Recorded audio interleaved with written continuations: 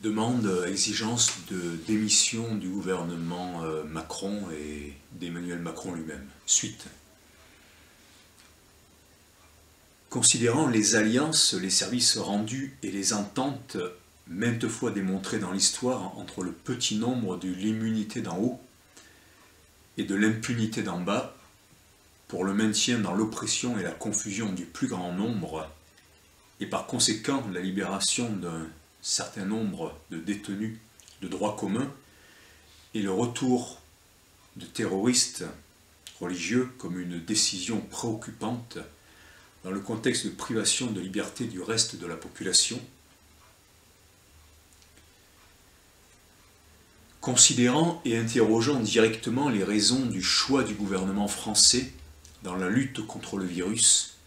préférant le confinement à d'autres modèles démocratiques, européens ou asiatiques, protégeant physiquement leurs populations les plus exposées, en même temps que leur économie et leur avenir, considérant le refus de tests préalables au confinement, malgré les injonctions de l'Organisation mondiale de la santé et la capacité de les réaliser de l'État français, justifiant de la sorte le contrôle quasi absolu de la liberté de mouvement, d'action et d'expression de dizaines de millions de personnes jugées a priori comme dangereuses, donc suspectes et susceptibles d'être contrôlées, fortement verbalisées, voire incarcérées. Considérant le refus d'appliquer les méthodes et les solutions et d'intégrer l'expertise de sa plus grande autorité en matière de virologie, à l'efficacité avérée, même si toujours perfectible, considérant les tergiversations justifiées par des effets secondaires de l'usage pourtant salvateur de l'hydrochloroquine dans de nombreux cas, considérant la déclaration de M. Olivier Véran, ministre de la Santé, selon laquelle la mise en place d'un dépistage massif interviendra, ouvrez les guillemets, au moment où le confinement sera levé, fermez les guillemets, sans autre indication, le gouvernement se donnant ainsi le droit, par la suspicion de chaque citoyen, de maintenir arbitrairement et aveuglément un confinement catastrophique pour son avenir. Considérant l'absence de transparence et de débat sur l'origine humaine ou non humaine du virus, dans la longue tradition de nombreux scandales sanitaires, énergétiques, environnementaux, politiques, financiers, couverts par les gouvernements et les instances officielles dans le passé, mais dénoncés par des acteurs indépendants, quelques médias et la société civile. Considérant que l'état critique du système de santé depuis plusieurs années, malgré les alertes répétées des professionnels et des patients et la conséquence de choix politiques et sociétaux dont M. Macron et son gouvernement sont les représentants par excellence, considérant ces choix comme responsables en grande partie de l'exposition et du danger constant auquel est exposé le corps médical, sacrifié à cette guerre, ayant déjà entraîné la mort de dizaines de soignants en Italie,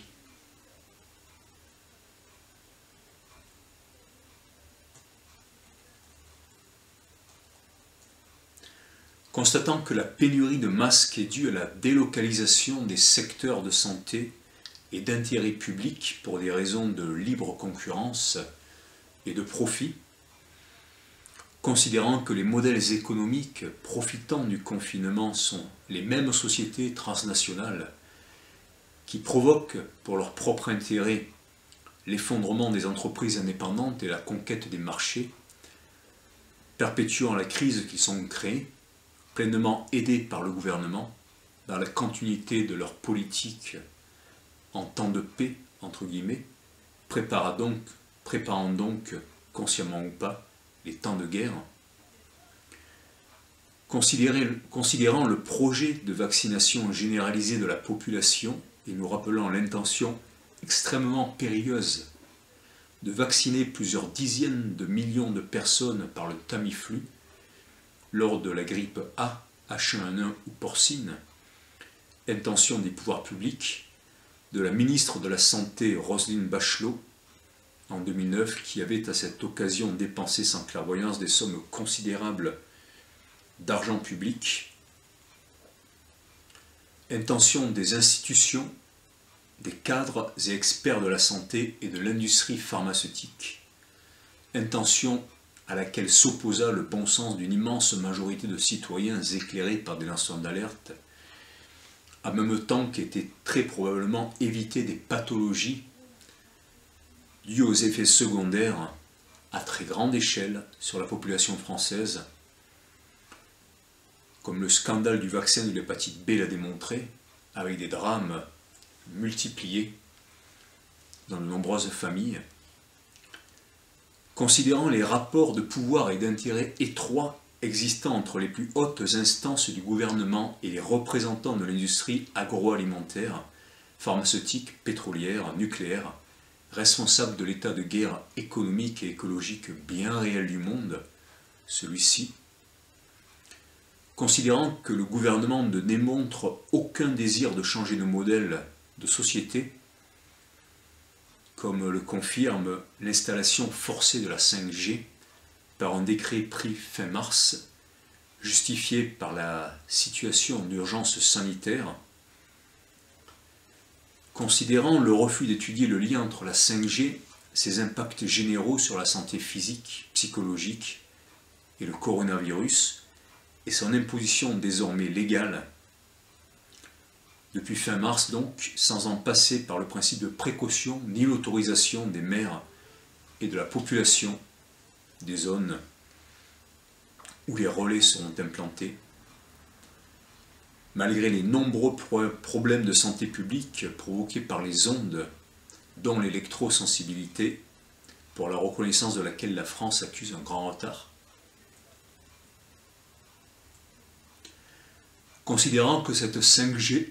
servira avant tout à l'interconnexion d'outils de surveillance, de reconnaissance faciale et de contrôle des populations par drones et caméras,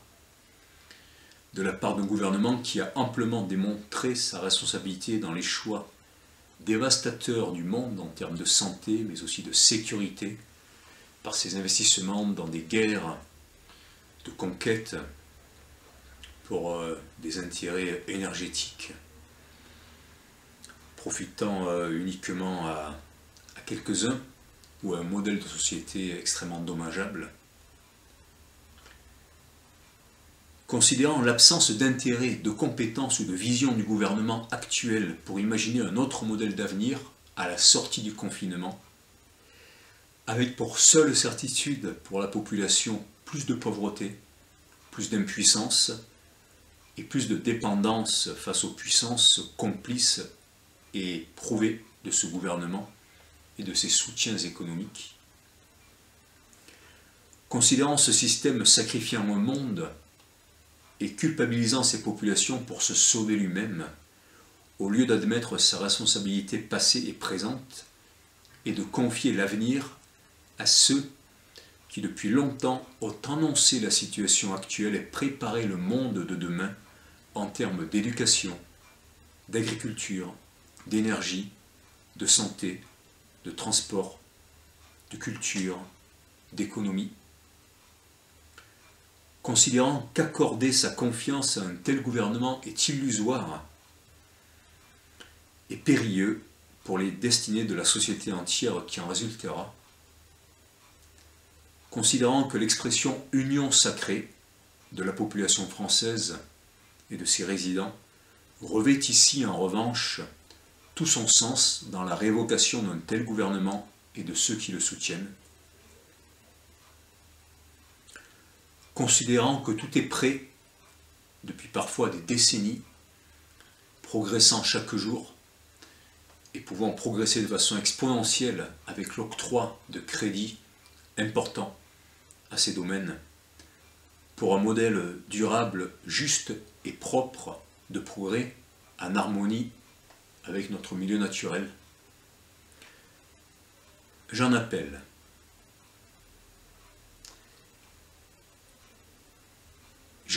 dans un esprit de paix et de non-violence absolue,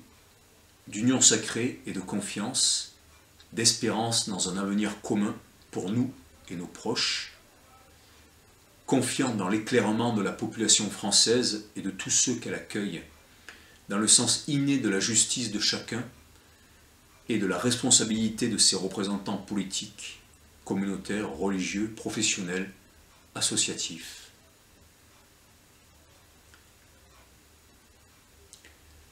J'en appelle aux enseignants et aux éducateurs dont la mission est d'instruire et de mener vers la compréhension du monde, la liberté et le travail pour un avenir collectif meilleur,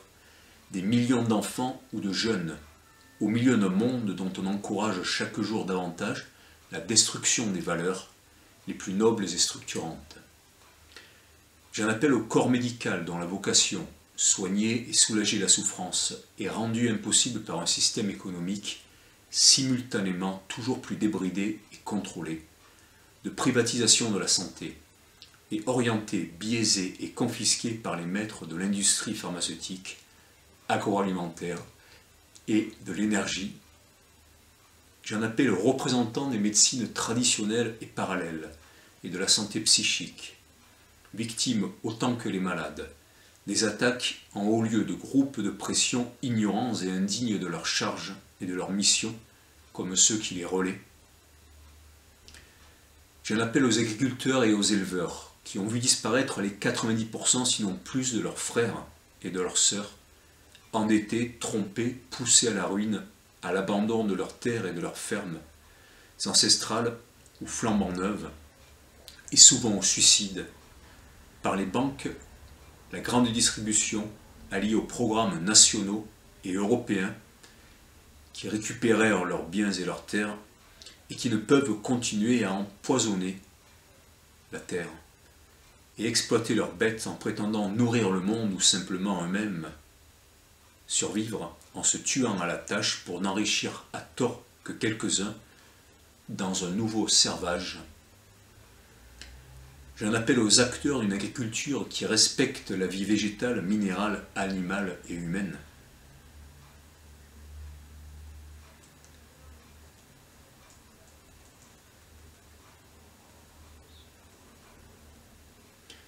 J'en appelle aux artistes et aux intellectuels pour qui la créativité, la beauté et la vie de l'esprit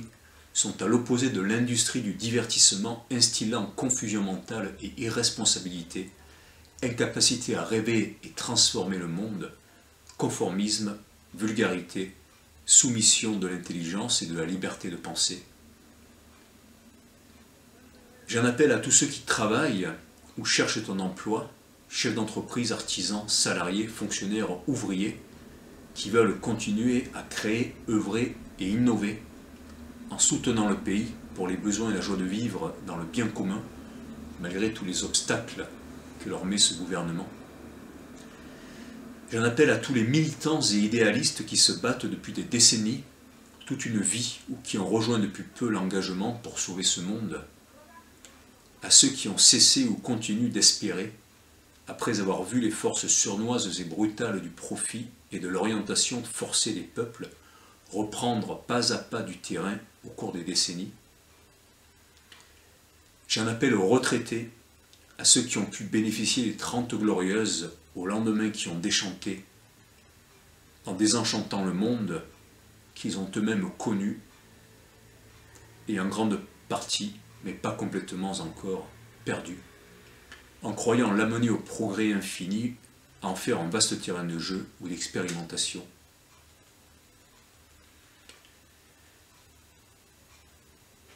J'en appelle à ceux qui, après avoir travaillé toute ou une partie de leur vie, vivent aujourd'hui dans la pauvreté ou le besoin. J'en appelle à ceux qui vivent d'aides et de pensions, dans la solitude, la souffrance physique ou psychique, et peuvent ou non encore aujourd'hui bénéficier de la solidarité nationale. J'en appelle à ceux qui n'ont rien, parce qu'ils ont tout refusé. J'en appelle aux élus locaux qui ont la charge et la responsabilité de leur commune et de leur territoire, mais surtout de leur commune, qui sont le lieu où s'exprime de façon directe et véritable la démocratie, en connaissance de cause, pour un bien commun. J'en appelle à cette grande majorité de journalistes médiatiques, relais des sociétés écrans, maillons des chaînes, des cavernes, où nous sommes confinés par cette république où Socrate boit chaque jour la ciguë, et les sophistes ont open bar à Paris et à Berlin, et le public toujours plus soif de justice, transformés en speakers et en animateurs, porte-parole d'un politiquement correct, humainement abject, au vu de son mensonge et des gens dont il nie la condition de vie pour réussir, entre guillemets, leur vie. Vous avez renié toute conscience, perdu ou refoulé toute connaissance des sujets, toute critique des pouvoirs qui vous nourrissent, tout engagement pour la vérité, surveillant et censurant sagement, effrayé, bien dressé, depuis vos grandes écoles certifiant vos cerveaux conformes, contrôlant chacune de vos paroles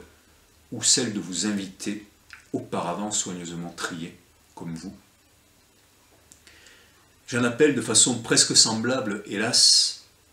à vous, les juges et la justice pleins d'orgueil,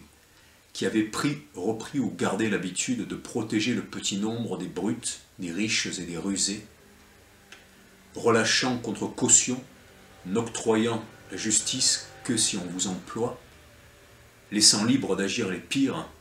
l'état du monde en est témoin et son verdict n'a pas besoin du vôtre, secondant leurs désirs contre salaire, et êtes aujourd'hui aussi craints que par la population, fiers de l'être, pour exercer votre fonction en vous faisant appeler à juste titre maître.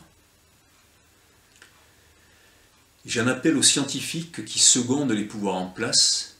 qu'ils ignorent à qui ils servent, ou le sachent, qu'ils regardent le monde et les hommes, et les femmes autour d'eux,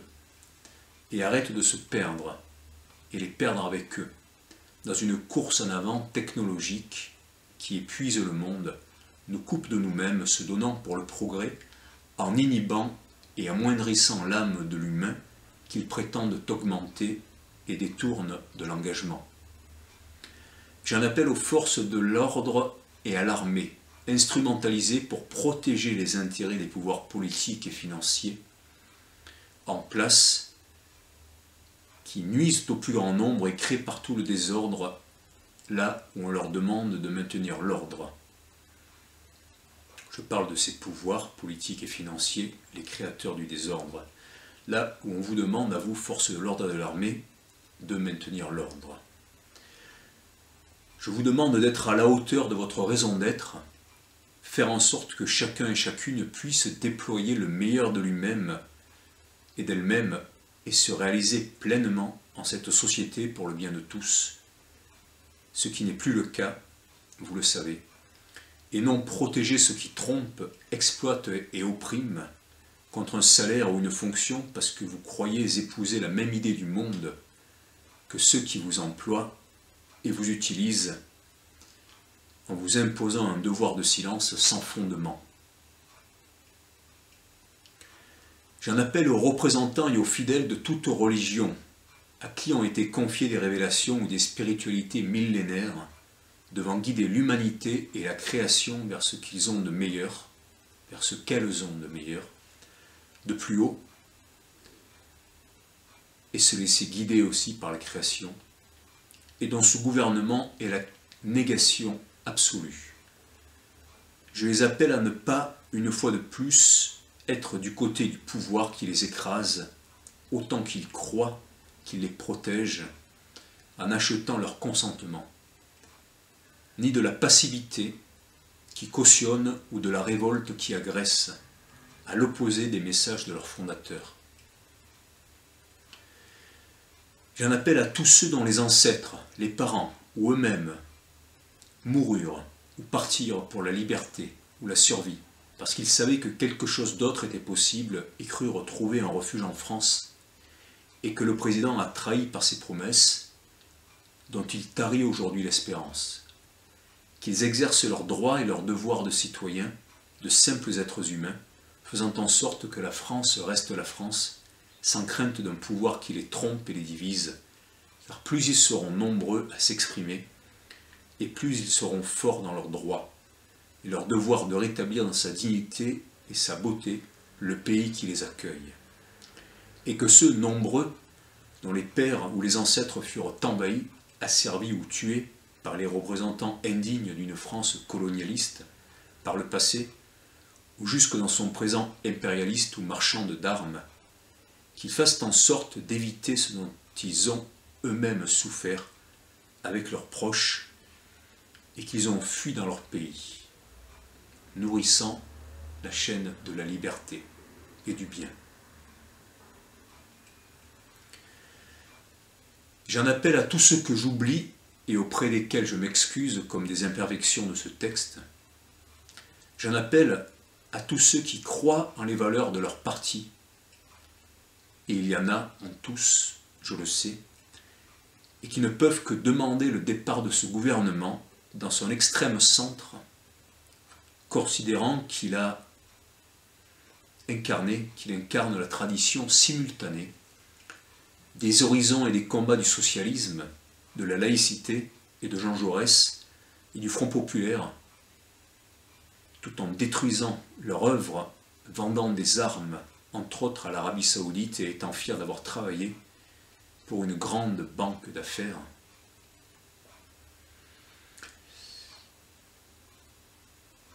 À l'héritage,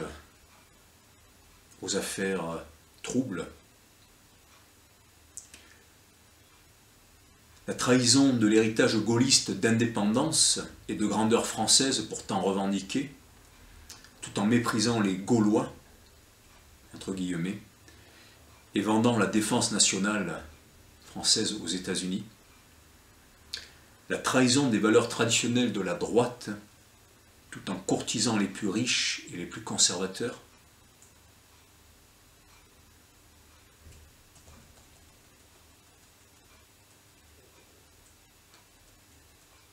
La trahison de l'esprit de charité et de solidarité de la tradition chrétienne par une mise en concurrence financière et humaine sans considération pour un bien supérieur de justice, de respect,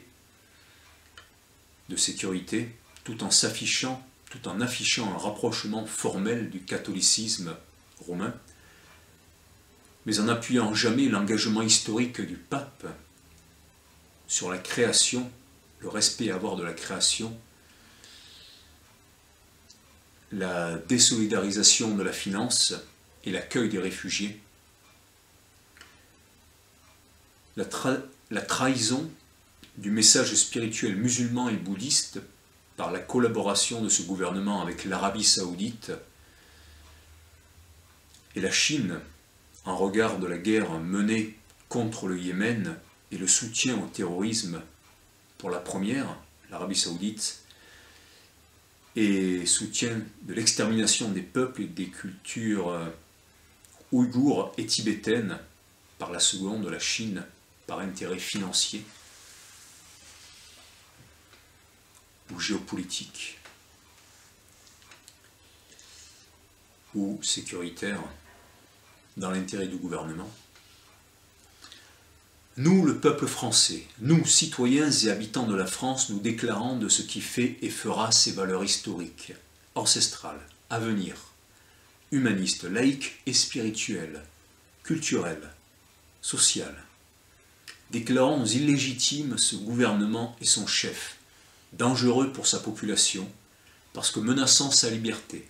sa dignité et sa survie même sur son propre territoire ou celui de son accueil, et leur terre, leur planète commune. Et demandons sa démission et la désignation par une voie à convenir entre la population et les représentants véritables de la démocratie et du bien commun, les maires et les élus locaux, d'un Conseil national de la Renaissance, dont les membres auront démontré y avoir leur place par leur parcours de vie, leur clairvoyance, leur intégrité, leur tolérance, leur compétence, leur sens et leur mise en œuvre de la justice et du bien commun. Le respect de la terre, et en qui nous, le peuple français, et ceux que nous avons librement décidé d'accueillir, puissions mettre notre confiance parce que fidèles à lui-même et à nos valeurs.